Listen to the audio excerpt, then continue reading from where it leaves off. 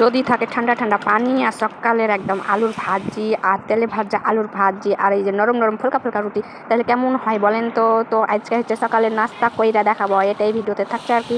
তো আসসালামু আলাইকুম সবাইকে, সবাই কেমন আছেন? আশা করি ভালোই আছেন। তো আজকে এই যে রুটি বানাইবো, একদম তুলতুলে রুটি আর এই যে আলুর ভাজি, ঠিক আছে? তো দেখতে থাকেন, ভিডিওটা ভালো লাগলো অবশ্যই জানাবেন, তো দেখতে থাকেন।